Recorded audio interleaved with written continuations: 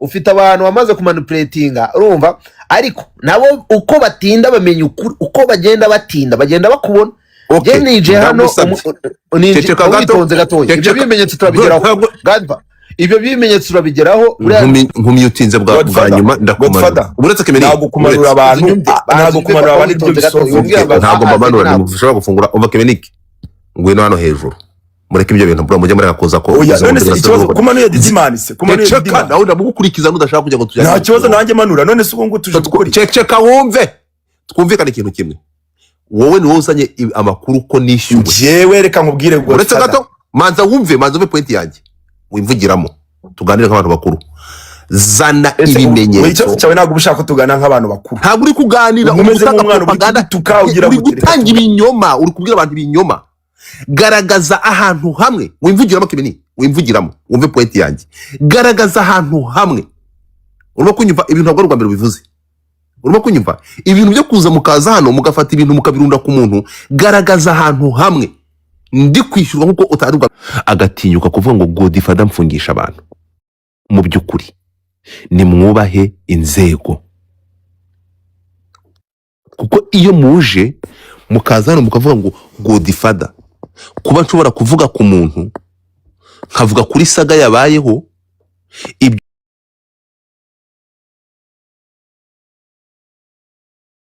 mukariremereza mukangira igitangaza, ndi simple individu ntacyo ndicyo, mukangira kasamutwe, mukangira ikintu cy'igitangaza gishobora kuvuga inzego zigahaguruka zigakora.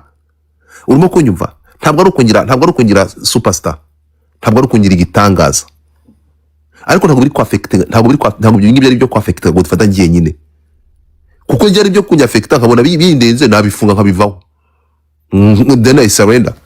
Ariko birababaje kubona nk'abantu muzi inzego twubaha uko zikora mugashaka kugaragaza, iyo muvuze ngo mfungisha abantu bivuze ko dufite inzego zidashishoza, dufite ubutabera budakora, bakora ibyo Godfather avuze. Godfather gato ceceka gato, ibyo bintu ntabwo ari byo. So ndasaba abantu rero twubaha iki kintu, niba hari uburyo murebe Godfather nka Godfather siko bimeze, ariko mureke gufata inzego zishyira mu bikorwa cyangwa zikora akazi kazo neza, muvuge ko babikora ngo kubera Godfather yakoze. Kuko muvuze ngo Godfather afungisha abantu, ibyo bintu by'inzego bigakomeza bitsindagira, inzego zifunga impamvu bitsindagira uri kubyumva, bitsindagira kuri kubigarura. Urabyibuka cyese y'umukobwa mwateretaga kugura amayinite ukaza ugafata side mukagendana mukagira ikintu kibi. Do you remember? Indese yawe umva nawe utangiye kumanipira abantu. Ntabwo ari ukumanipira, ni ukuvuga ngo ikibazo kiba kiri ahangaha. Urumva ukuntu ubuje ugahita ufata Godfather ugahita umubyarira kuri TikTok. Ntagiye kuvugira kuri TikTok. Niyo mpamvu nakubwiye ngo TikTok mugira ibintu byayo bitandukanye n'ibindi. Ntabwo ibyo bintu ari byo. So niba turi kuvuga ikintu muri rusange rero harimo kwiga no gusobanuza, ntiwongere gukora ikosa. Urumva nta soni, ni wowe akavuga ngo amakuru ni wowe kuducecekesha, ni dutange point zacu. Point ushobora kumva tukagira umuntu kuri TikTok wowe uzi ntambara. None se suri ubu ngubu wiberewe kuri TikTok ahantu hose mbanyura bavuga ngo uri kwaka amakoine ngo ufata za ntuza wakawe binyomoza ukababwira ngo ufata ubwira nyine ngese kandi ko maza gari wababwiye Godfather ukavuga atari ko Godfather ntabwo kuri TikTok no kuri byagendaga gutya. umva Godfather mbagubwire hari ikintu ushaka kubwira kiri gutuma ugaruka mu majwi. Urumva ugaruka mu majwi cyane yuko ufite uruhare runini cyane mu ifungwa ry'aba influencer. Wewe waragiye wiga internet cyane urayimenya wibaze. Ariko Kamaro arakantu utagomba kuzajya mwitiranya, ntago inzego zikorerwamo n'umuntu. Urakoze cyane. Ntabwo Godfather ako kantu wakumisha opinion yanjye wewe ubigiramo uruhare. Banza wumve gato, reka njyewe wumva opinion yanjye sibyo. Yaragiye yiga internet, urumva ayiga neza, urumva noneho aba influencer bo mu Rwanda benshi ntago bazi gukoresha internet, urumva ntago bazi nibigize amakosa. Banza wumve ntago bazi nibigize amakosa byo kuri internet sibyo. noneho abo yirusha urumva baba influencer uyibakoresherezamo amakosa we Godfather sibyo urugero ni nayo mpamvu warangiza ukanaba reportinga urumva ugaca inyuma urumva nta makuru mba n'imihanda ugaca inyuma ukanavuga ati reba wa muntu urumva gutya na gutya akoze ibi ngibi urumva akaba ari wo bikora kandi ari wamuzanye wamuvundereje wamushyirije mu mutwe noneho mu gitondo urumva ugakomeza ukabisensibiliza kugira ngo uwo influencer afatwe afungwe agafungwa mu gitondo akamanuka niyo mpamvu mu majwi ari kuvuga ibivugwa mureke avuge icyo gihe mamushaka kuvuga yuko inzego mamushaka kuvuga ko inzego zazitegereje reka manza umwumva ariko manza umwumva kubwira ibivugwa reka wumve ni ibivugwa ku mihanda urumva ni ibivugwa ahangaha muri entertainment yo mu Rwanda yuko aba influencer benshi bafunze yari yimageragere urumva ubifite muri 100%. uruvuze ngo Godfather rero n'umukozi w'inzego nawe se mu buryo buri indirect reka nze nkubwire rero reka nkubwire Kamaro ahangaha nababwiye aba batinda ikintu bakora uretse gato aba batinda ikintu bakora ntabwo Kamaro ari umusazi ntabwo kimenike ari umusazi ikintu bino bipeti bikora baragufata bakakuriza igiti urukunyumva bakakuriza igiti barangiza kukuriza igiti barangiza bakagitema bamaje kugira umuntu byibushye mwamumvishe already hano urukuva ko bamaze kunsiga inzego reka babaze none Kamaro uretse gato niba nkorana n'inzego kubera iki mu mpangara kandi ifite ubushobozi bukorana n'inzego zo gufungisha abantu ko mudatinya ko mbafungisha yewe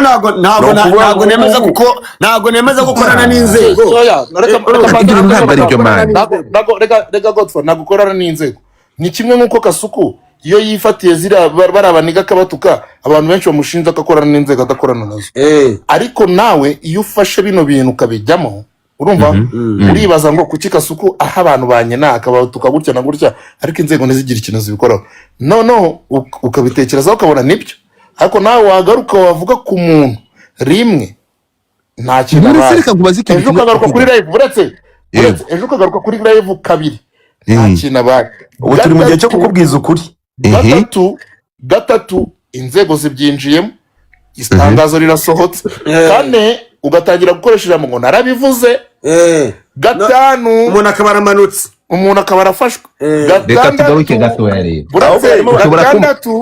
gatandatu bakaba bamusomera urubanza umuntu nawe babwiye ngo arafunzwe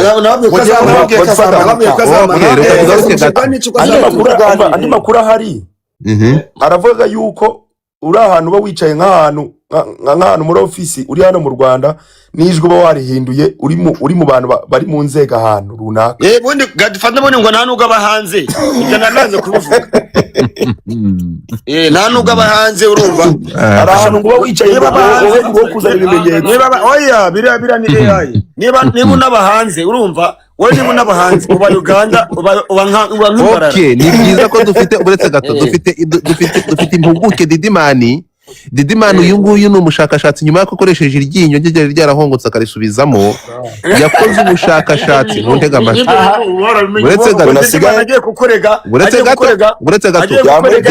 uretse gato Didimani yakoze ubushakashatsi akora isesengura afata urugendo ngo kuva muri Masisi ntabwo biri ngombwa kubizana gato yaramerekeje uri kutujijisha oya ntabwo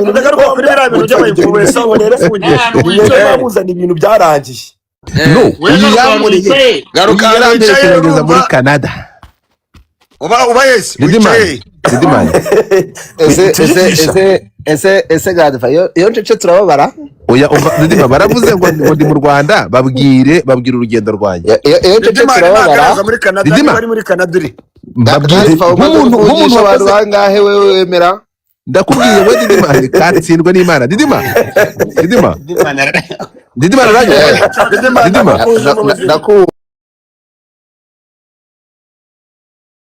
ndashaka ubabwire manzi vano kino kinyoma ngo wemera bangahe ukoze ubushakashatsi basobanurire urugendo musubize nyuma y'aho ubushakashatsi bwanjye tubutesheje agaciro umaze gufungisha abantu bangahe wemera twaje gusanga ibi biriya barakubeshyiraga reka mbasabe kuko ndabizi kandi ese Godfather reka kubaza iyo ejo ndatamwishyura nawe wari kufungisha uretse gato inde Jori we Mrs Crack wafunga mike yawe ngo muri Oman mwana ngo muri Oman ndakubaza Didima Didima, birakwiye ko mushobora kuza hano imbere y'abantu 800 urumva abantu bakavana amagambo mu kanwa bakavuga ko ngiye Godfather mu by'ukuri ngiye Godfather navutse mu ndeba.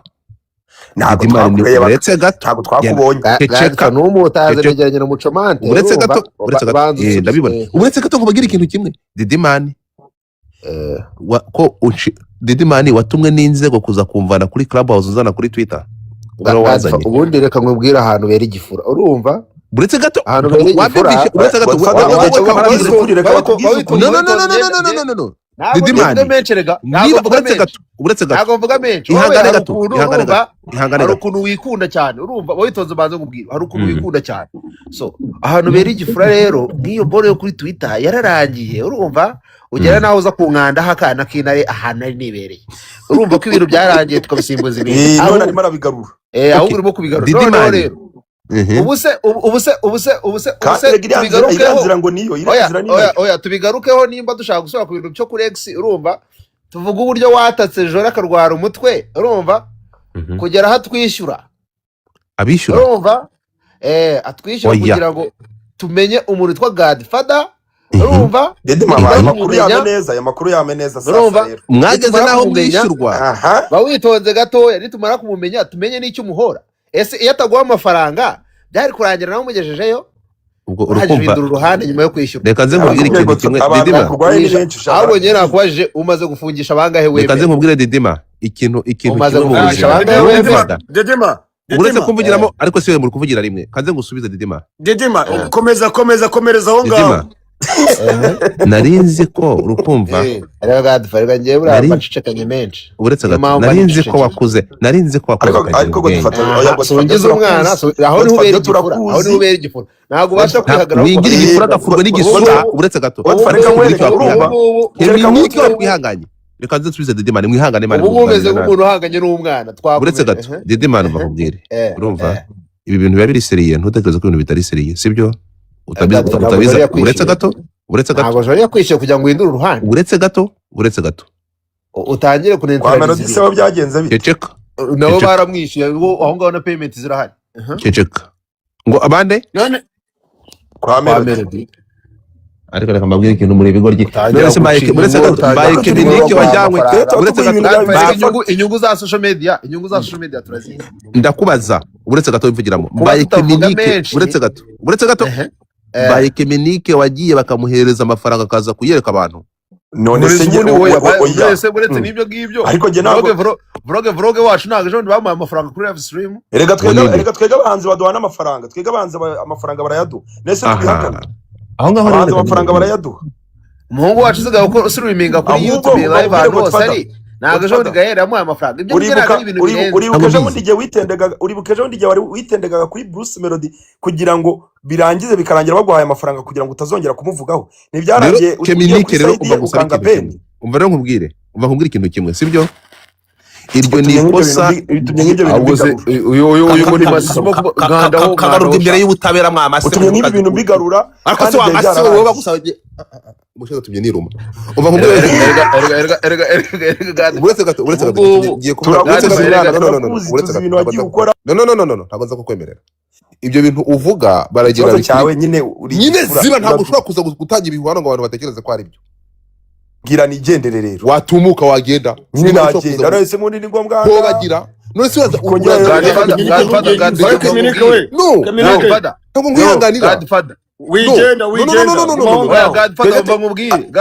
arimo arashaka ko tugenda Godfather reka nkubwire ukomeze umwanda w'umwana mungeze ku gihumbi uretse gato ubumyutizo gato ntabwo ibyo bintu nza kubyemera umva we Keminike ariko turimo turakubwiza uko man shut the fuck up man ntabwo uza gutanga ibibango nkwemerere none turimo turakubwiza ibintu byabaye sigaho ndakubaza iyo uje ugatanga ibihuha nk'ibyo ngibyo wari uzi ko abantu bahanga badashobora gutekereza ko ibyo urukubwa bitari seriye bakagira ngo nibyo narishyuye babarira wibaze Godfa bagiye bakwishyura twebwe ibyo bintu turabizi reka nkubaze akantu kamwe urumva uri n'ikigoryi bro hoya masisi umwanda wo mugeze umwanda y'ibintu biremereye masisi noneho ibi bipeti ntimutegereze oya wenda amafaranga yarashize wenda ayo mafaranga we yarashize wacabari ntabwo kasiya ukiyafite toka reka Urumva? kubeshya abantu mani oya Didimani winuka ngaho ceceka ceceka Eh. ceceka no Didimani reka kubeshya katsindwa Ntabwo. n'Imana ntabwo ugenda kubeshya none se ntabwo impamvu rega bari abati bafite ikintu babahora reka nimufite imitima mibi uruzi ko abantu badedega oya Godfather nta mutima mubi Godfather reka mubwire okay uretse gato uzafata akamaro urumva Reka amatwi. hari ijambo wambwiye urambwira ngo kuki yamano tutamumenye nk'inshuti ze ziba hafi ngo tumugire inama mbere yuko ahura n'ibyo bintu we inshuti ye yakoze nawe iki turimo turakugira inama nkawe wowe umuntu aba akumenye nk'inshuti yacu iba hafi umuntu yakugira inama ukajya nta nubwo umucecekesha dushaka yuko uva kuri uretse ntabwo gato dushaka kuva kuri platform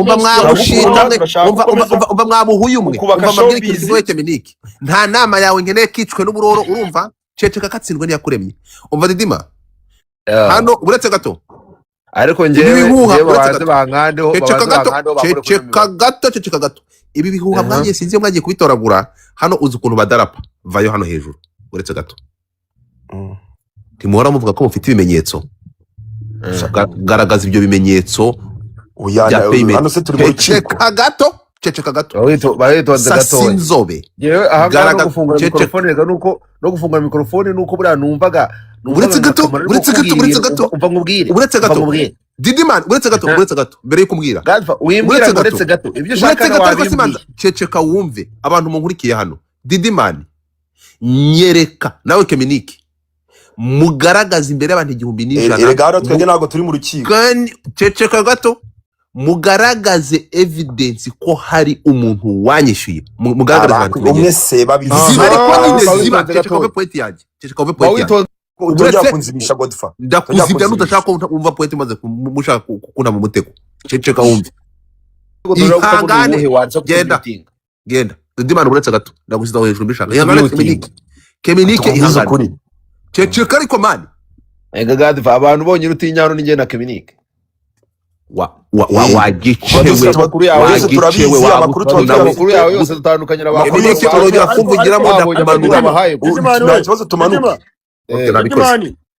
abikoze uretse gato Didimani ntabwo nshaka kukumanura twumvikane ntimukaze kuzana ibihuha ngo nimurangiza mu nzibiranye ntimutume umuntu avuga Didimani garagaza uretse gato ceceka gato ninjye wivugiye ceceka gato shut the fuck up and listen to me unyumva twumvikane yiko niko bimeze ntimukaze ninjye wivugiye ko wavuye kuri club house ceceka nyine ziba nyine wumve ziba garagaza urimo kunyumva garagaza ibimenyetso bya payment ko nishyuwe urimo kunyumva ceceka ariko se wumve nubigaragaza hano imbere y'aba bantu I will give you $5,000 $5,000 se Godfather buretse wenda ko ushaka kuba uyafite kubera ko ahangaha n'ubundi imisoro benefit ingeza ku 1,000 sheri urumva buretse ko ushobora no kuza kuyagaragaza gato imbere y'aba bantu Godfather mfite abantu hano nibyo 5,000 babimusa urumva ariko banza witonde banza ugarure Keminike ubundi ndakubwiye ngo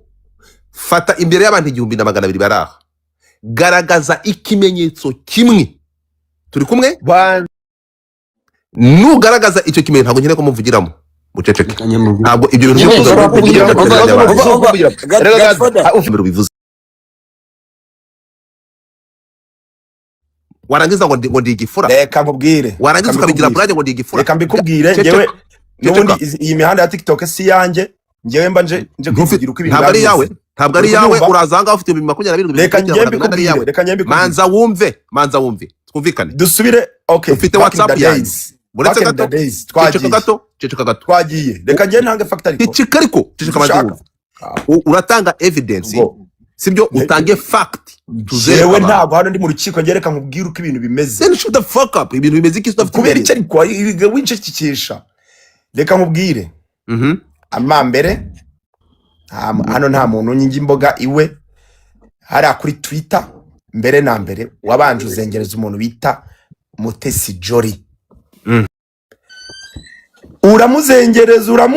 uramuzengereza koko wari umuhaye na nuza ku buryo umwana ashaka no kuba yaragiye kurwara depression bakundi Imana iba yarafashije umuntu akigirira amafaranga sinzi ahantu yanyuze niba yaranyuze mu bandi araza murabikemura hari ukuntu yabigenje okay inshuro ya kabiri urongera ujya kwa Melody. Melody uramuzengereza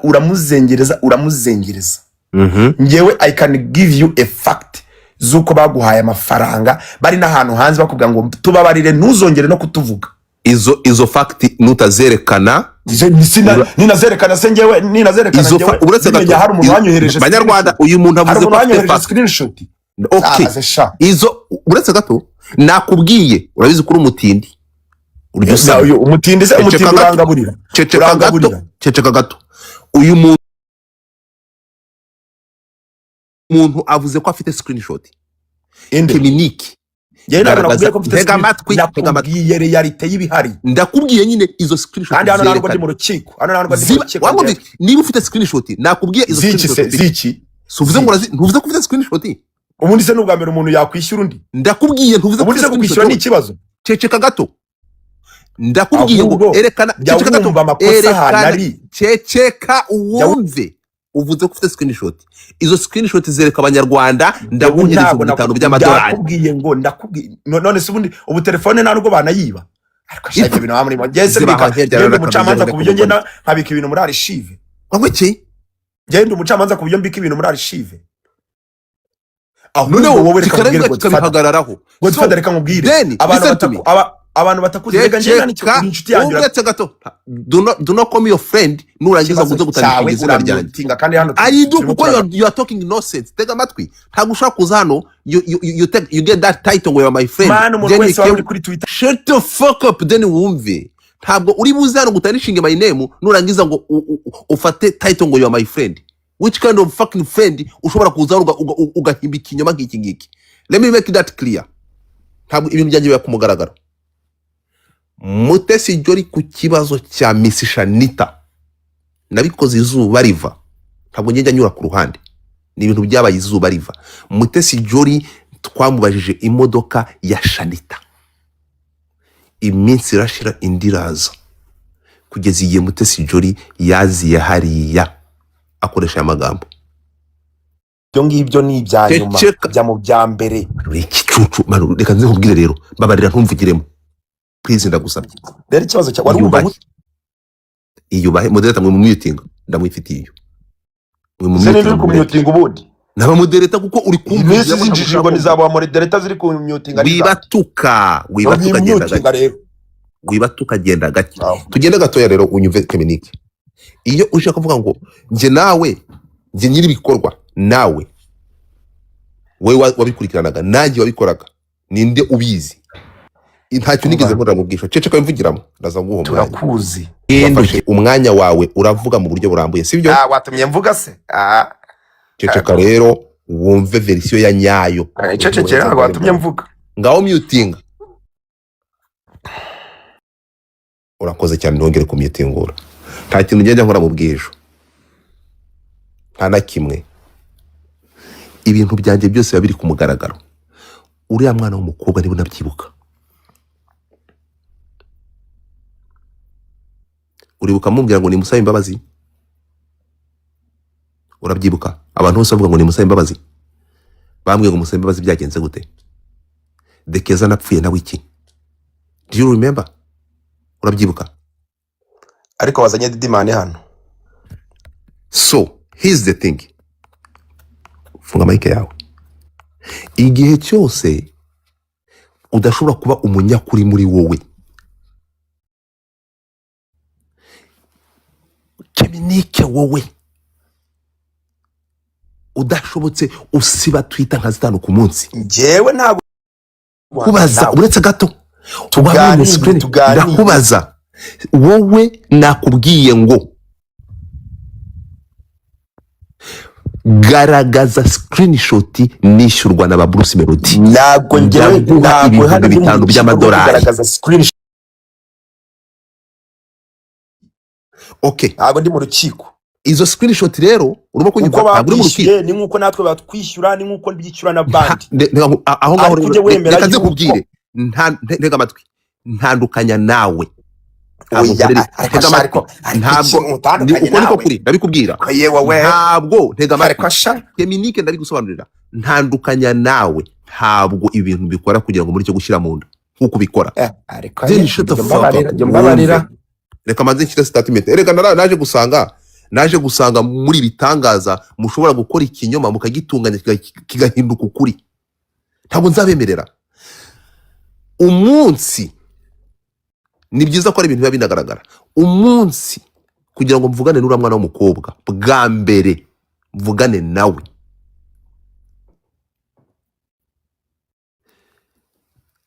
namanutse Tanzania ushaka y'amakuru kuri telefone. Umuntu wampaye nimero ni Boscan, niyo wampaye amanimero y'abantu nashatse. Ingwa ku mugore wagaburiye irushanwa rya Miss East Africa bita bamwitaga nde, uwagaburiraga irushanwa, ampuza na executive w'irushanwa bita Kazimoto Elena, niwe wari ushinzwe abakobwa babanaga nabo isaha ku yindi. Mvuganye nawe mbabaza impamvu abakobwa batahawe imodoka yabo, umudamu arambwira ati umuntu bita Nirena uri wari ufite irushanwa, aravuga ati niwe wagambaniye abakobwa kugira ngo batabone ibihembo, ndetse n'umwana w'umukobwa bari bakoranaga bitaga Mutesi Jolly yabihombeye kuko amafaranga yose niwe wayahaye. Yarahombye, amafaranga yose yarahiye, uriya mugabo yabakoresheje nabi. Ndavuga se ko yari vice president w'irushanwa, ko ariwe twashinjaga ko atahaye abana imodoka ye, nawe yahombye ati umudamu arabirambura. Ndavuga nti uko kuri twe twashinjaga Mutesi Jolly ko abigizemo kugira ngo imodoka y'umwana Charity dataha, watubwira ukuri. Umudamu aravuga ati niteguye kuvuga ukuri kuko na Mutesi Jolly ararengana. Fata uriya mudamu muzana kuri platform, ndamuhostinga, space zirahari, ashyira ukuri hariya. Mwese murahaguruka muravuga ati Godfather dore igihe warahereye Mutesi Jolly uvuga ko yibye imodoka yambuye Shanita imodoka, none kuyungu yamugize umwere kusanze yarenganaga, urasaba Mutesi Jolly imbabazi? Ndamubwira nti oya, ngiyewe igihe cyose ukuri kugaragaye bagomba gushyiraze nkuko kuri. Mumbabarire munyumvire, iki uyu mutindi yari ahari abibona, ureke muri ceceka ntabwo ngaburira. No, uri umutindi mu magambo no mu mutima, nuko iyo ufashe ukuri ukakugoreka. Ariko unatubwira n'ikintu apfuye na Ben. Mwamwumvishe ceceka aho ngaho, mwumve mwabantu mwe. Ako kanya Mutesi Jolly nibwo yadusanze kuri space, aradutungura, asaba kuzamuka. Aravuga ati nari nzi ko kumvuga wabikoranaga umutima mubi, ariko washakaga ukuri. Niba ushobora kuzana uyu nguyu akavuga ukuri, ndatekereza ko inzira nziza yatuma uyu mwana abona ubutabera. Nkanjye muntu wari ubirimo, nuko twafatanyije urugendo. Mutesi Jolly nguko twafatanije, akora n'ibishoboka, amafaranga y'umwana w'umushahara arayamwishyura, barayatanga, araboneka. Ibyo imodoka bijya muri process.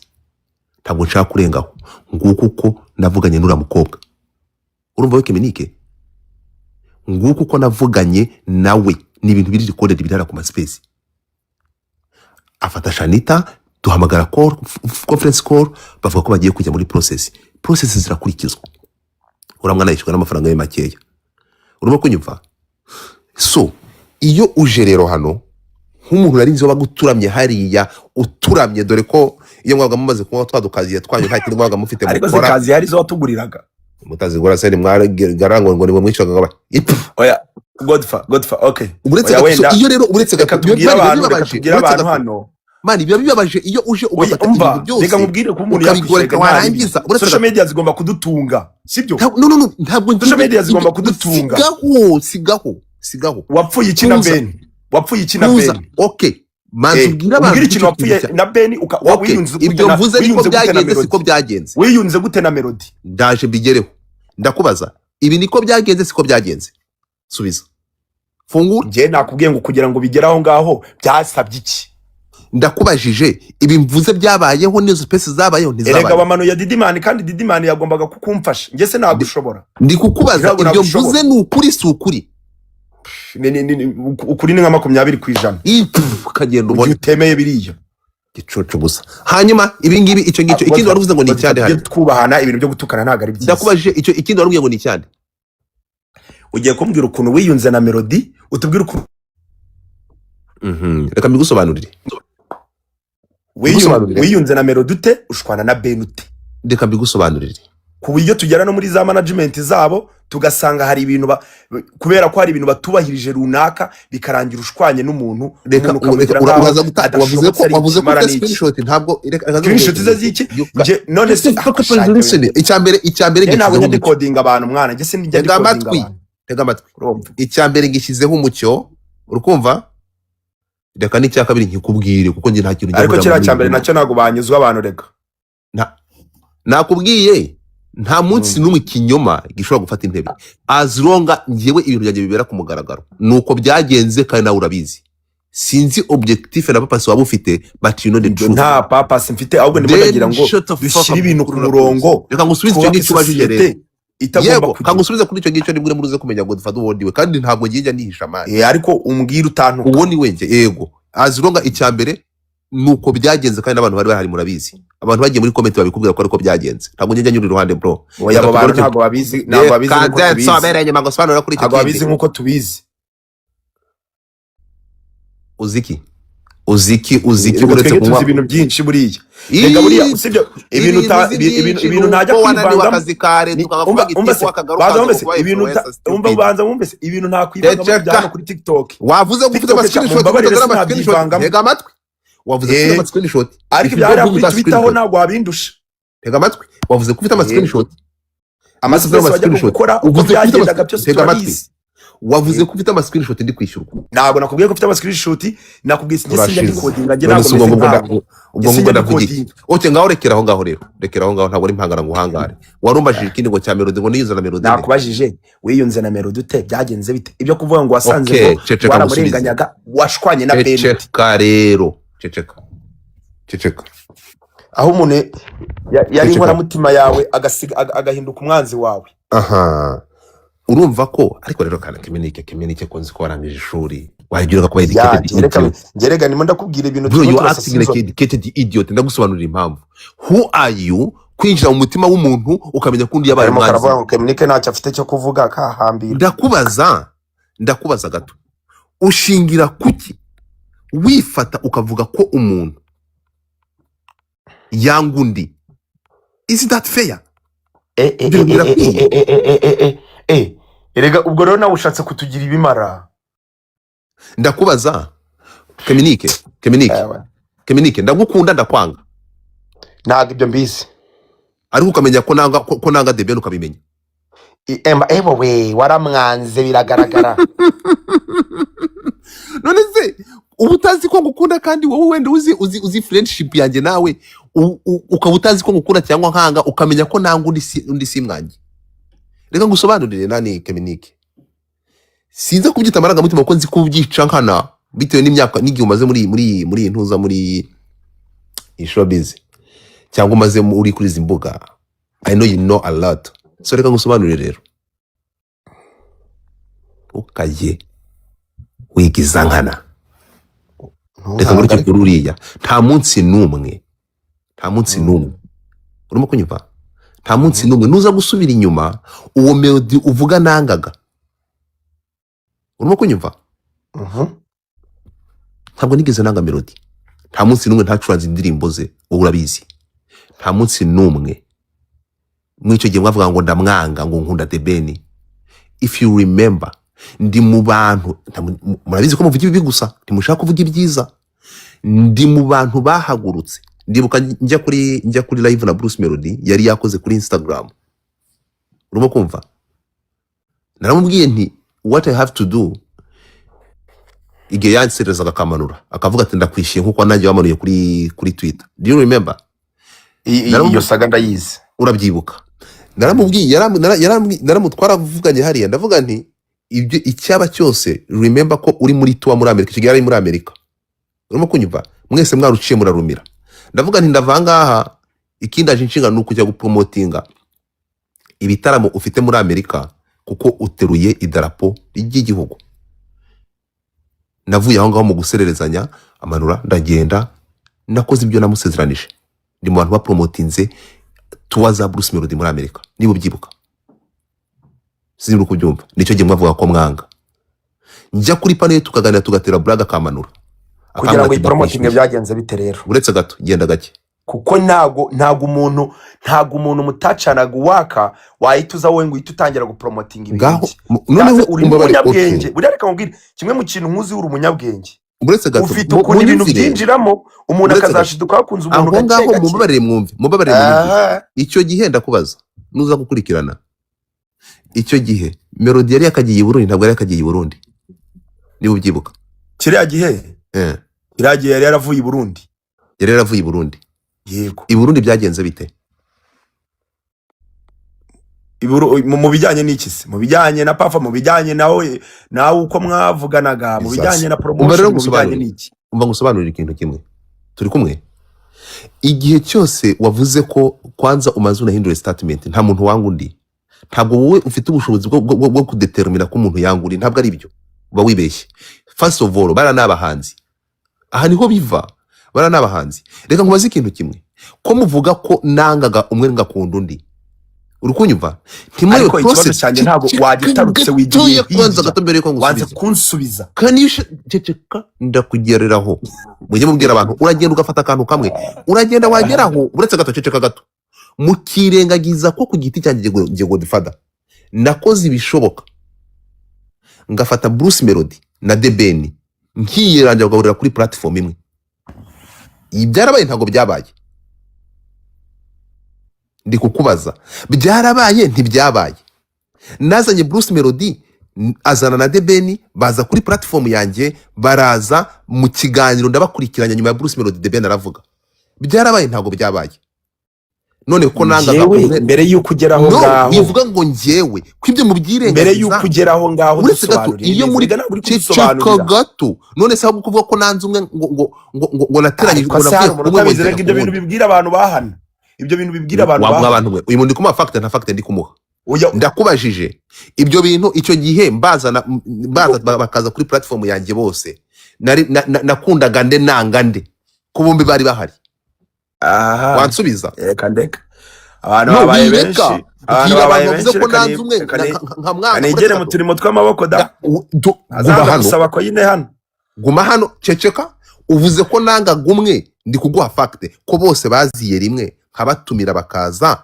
ndashaka unsubize icyo gihe nangaga nde nkunda nde reka twakujya muri flashback y'ibyo bintu reka tubyihorere oya umva kuza kubibura urwango mani ibintu birangiza aho reka nkubwire mwarangiza mukaza gukundana Godfather mukaza mukabiba ibintu nk'ibi ngibi mwarangiza mukaza gukundana Godfather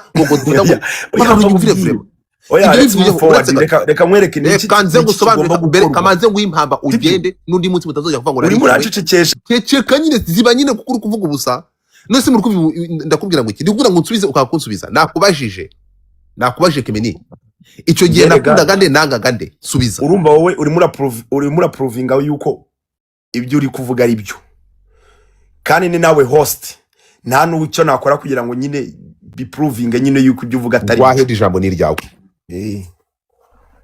icyo ngiye nari ndimo nakubwira ibyo byarabaye n'umuntu wese wari uri kuri ziriya platform mbere yuko uzahanga arabizi azi step by step uko byagendaga uko wagendaga wongera ukiyunga n'umuntu abantu mwashwanaga ibyo bintu byose barabizi until ubonye ko hariya hirya amazi atari yayandi hari abantu bari kuri classe runaka nyine usanga bagenza n'ibintu cyangwa ugasanga abantu barimo baratabaza n'iki uravuga ati reka nze niyoborera abantu hano kuri TikTok mbabwire hasigaye njyewe nzabayobora so TikTok rero nabo niyo mpamvu ntashaka kugira ibyo reka nkubwire ikintu kimwe Kemeni TikTok kubera ko ntabwo nzi yaha ngaho kimeze Kemeni reka nze gusobanura ikintu kimwe manza ceceka mubarire ariko ureba abantu uziko uri kumvwa n'abantu none se ubundi ndi kuvuga yewe abaturage umva giti sha abaturage Imana uretse gato abaturage bagukize bagize Imana kabisa utangiye kunsebya nyine ntabwo ari ukugusebya ndashaka kugira ngo wumve ibintu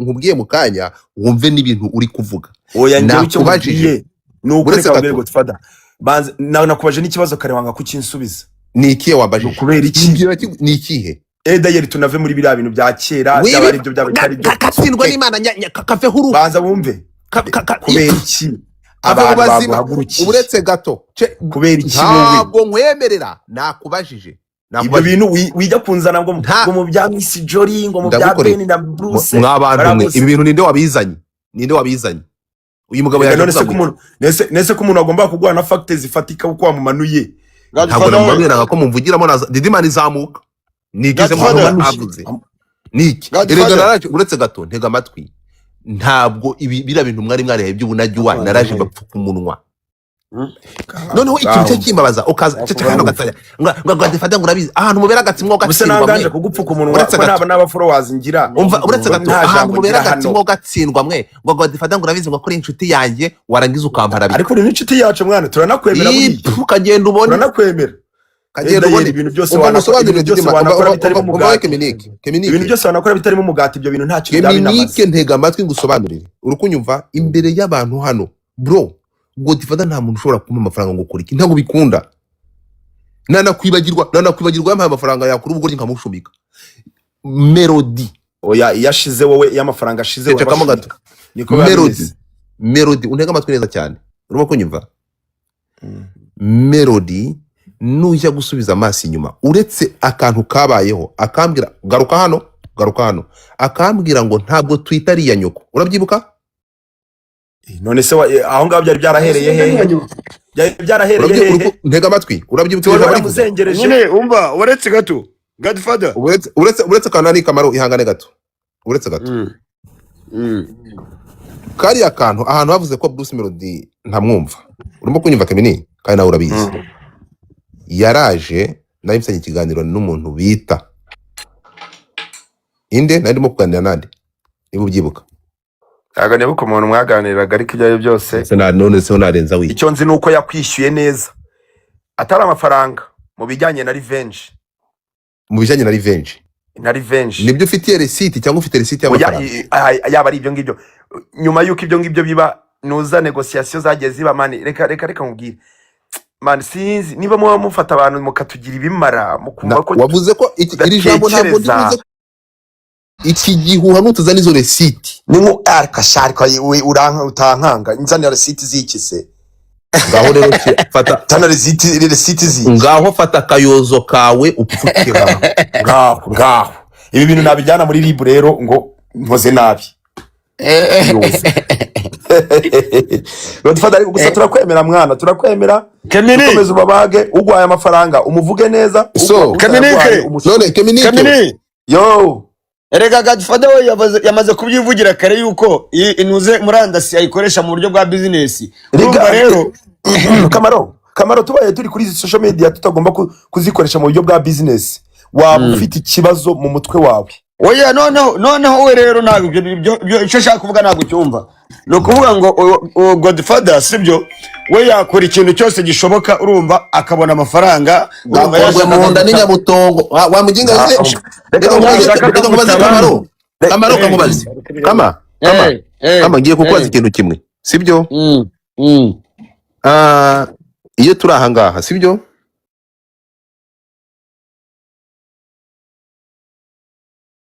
ko bimeze ejo bundi uza hano sibyo tukaganira ukaza ugafata platform ukaganira ukavuga ibyo wavuze ntashaka gusubiramo waranyishyuye nariko kwishyura iki kandi ubwo wari uri kwinjiza amafaranga uretse gato reka dusesengure rero wambwira muri kiriya kiganiro nagiranye nawe uburyo ninjijemo yego umbwira ati nizi live ubwazo ziguha amafaranga urumva uretse gato zima amafaranga gute ngahibaze sha none ubu uri gukorera Imana se no erega niyo uretse gato niyo uvuze ushinzwe imibereho myiza y'abaturage uretse gato ni ukuvuga ngo iyi platform turiho nonaha ubu ngubu ndi kwinjiza amafaranga utayinjiza gute ubwo mu minsi erega ibingibi ni utabyinjiriza iyi platform nsobanurira uburyo ndi kwinjiza amafaranga ahubwo mwege muyinjirizaho ngaho nyumvira sha none se ko musetsa uri kwinjiza amafaranga se gusa ubu n'urundi rukundo ukunda abandi 1500 bari aha ngaha yegora uru n'urundi ahubwo bagukubite intare uvanga bujya kunywa boyiro mugere vuba tuvugana no kuri mama wamaze kuri saving ahubwo bamubwire Kamaro uyu mugabo ureba ugatekereza ko ari kandi ubaye uyu mugabo nagiye mura n'abantu runaka bakambwira ati wa mugabo we ati naho ngaho urakomeye ati twebwe bisaba kwigura urugero rw'ikirega hano ntabwo ndi mu rukiko Kemini bro ariko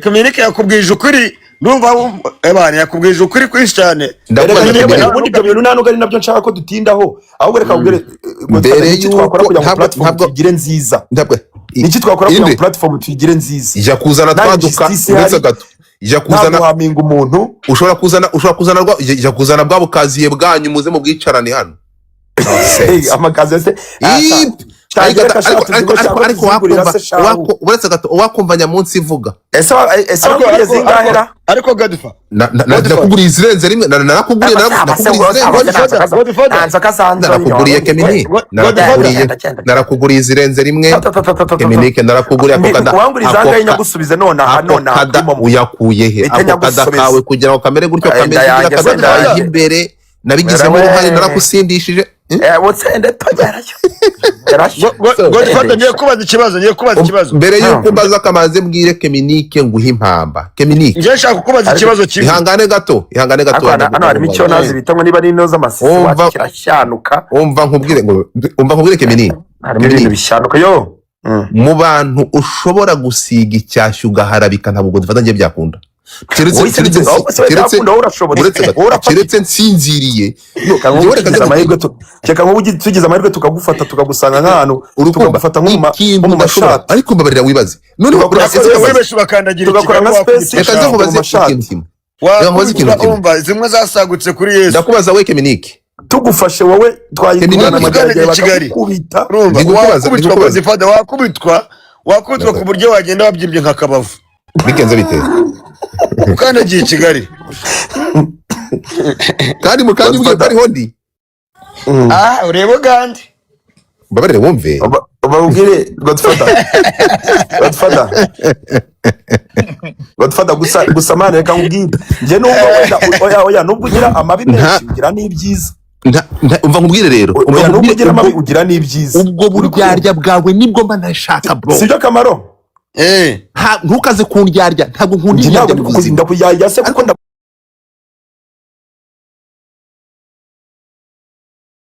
umubabarire ugira n'ibyiza bro umva indi manganya do not talk about my good gahambi umve ya munsi Kamaro wumve abatipe n'abagome umushenza kazana uretse gato reka mbwira abantu 1500 nakubwiye uretse gato nta byiza bya Kemini uretse gato ndagusabye Kamaro ihangane gato mwabantu mwe mwumve uyu muntu yaje hano ngo ariko ngo disi ngo mubarire mwumve amaje gushyira abantu mu mutwe ko mparabika abantu bakanyishyura amafaranga mubarire mwumve mwabantu mwe yarangiza ngo wakane ngo Godfather ngo sigaye ngo aranaye igifura urimo kunyumva nyamuca urukumva umugome mubi amaje kuza uretse gato amaze kunkubita ko icyashya mu bintu by'ibinyoma yarangiza ngo urabizi ko akora inshuti yanjye ngo ntokabigifura ipfuka n'imashini zimeze imyenda kahambi umuntu uzi ukuntu urangiza uze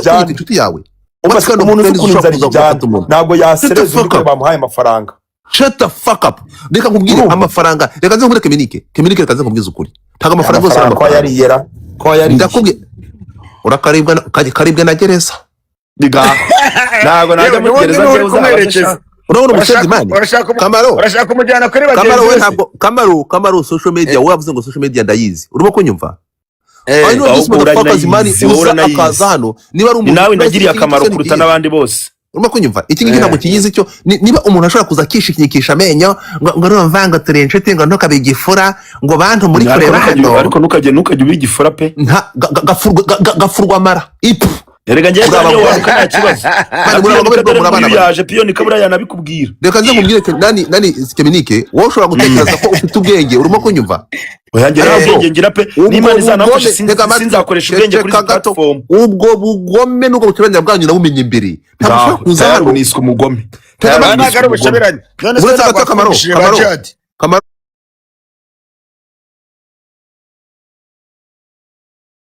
ntabwo ushobora kubyumva Keminike. Keminike The Lord of thank ibi you. ngibi byari bya bindi bya kera bro. arashaka kugira igihumbi umuntu yagwa ntacyo yakumarira.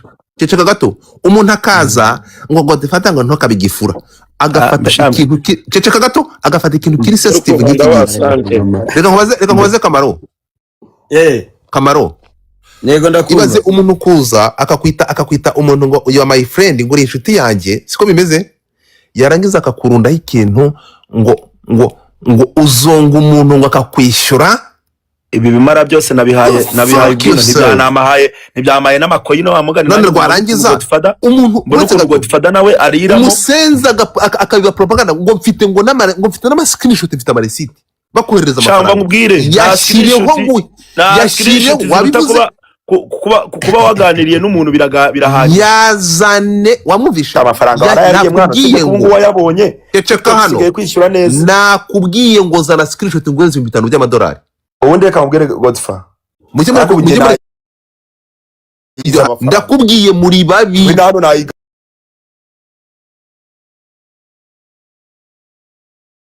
muri babi bro ntabwo abantu bazagucikaho kandi ufite societe akamaro gacikemo muri shemani ntabwo tukamuro byambabaje mani ntabwo ari byo Keminike reka winuka ukunuka ikintu nk'iki ukakirunda ku muntu kandi mu mutima nama uzi ko urabizi uzi ukuri ntabwo nirirwa njya guprovinga ibyo bintu byabaye impamvu uraho ngaho usaziye ubusa wabo. Reka twiganirire umeze neza uraho umubarire munyumvire vraiment munyumvire vraiment ibyuko kurya amafaranga wariye amafaranga yabajori cyangwa abanyarago bindeba ikintu nibandaho ni kimwe gusa koko hari uruhare ufite mu gufungwa ko influencer icyo kintu cyonyine nicyo kintu ngende kureba oya wimubwira mu gufungwa mu kwica showbiz y'u Rwanda mu kwangiza showbiz ariko akanafungisha aba influencer bakamanuka kandi icyo kibazo nakimubaje yanze ko njye niyo mpamvu navuze ngo nanze kwirwa mbyitambikamo kubera ko iyi mihanda ntabwo tubiri mu yikorera. Reka tubiganireho reka tubiganireho ukora njyewe byageze kugira ngo ikindi kintu Godfather wundi ninde mu influencer ukunda mu Rwanda njyewe se buriya si njyewe ndamubwira byageze gute kugira ngo wisange uri mu ruziga rw'abanzi bose ari we barimo barakorera ama live ari we bari gukorera ama YouTube ari we barimo barakora amayicara batarasubiza bimwe mukahita mukubitamo icyo kibazo nakimubaje ngigera ahangaha yanze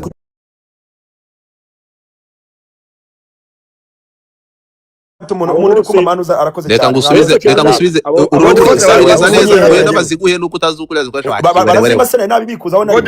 tubwire wisanze gute abantu bose barimo barakwanga uri mu kaziga k'abantu bakwanze bose urugukabya ntago ari bose na piyo ni kawe wamukozeho nuzi ikiganiro indesi jewe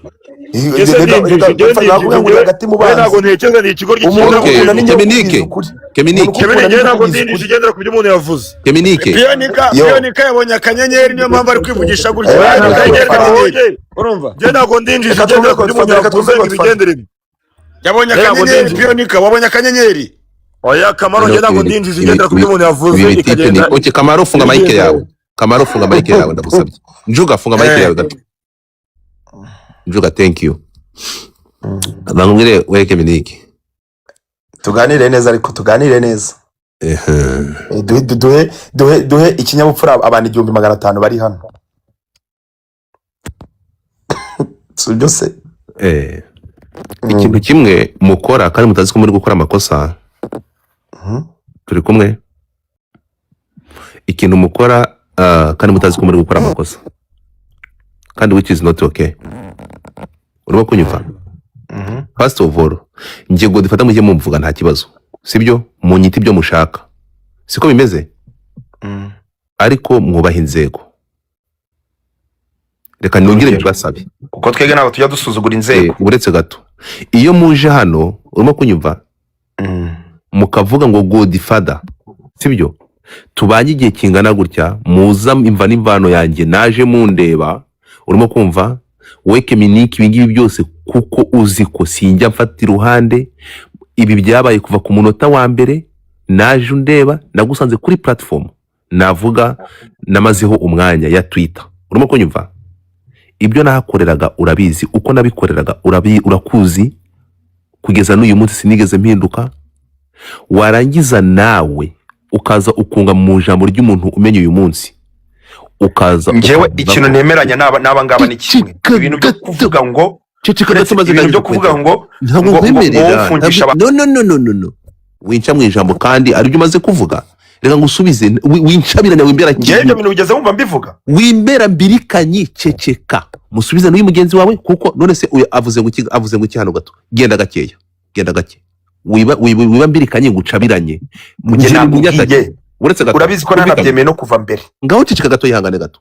So reka nsaba abantu ubushobozi bwo gufungisha umuntu, urakoze. Reka nsaba abantu hano gato, icyo nicyo kintu mbwira abantu n'abantu uzana bakamaro nkumyutize bwa nyuma, ntabwo uri muncabiranye, urambaza ntabwo mushaka kumvuga, mugatuma mvuga umwanya muremure tukabura ukuntu tuganira, ntabwo mbishaka.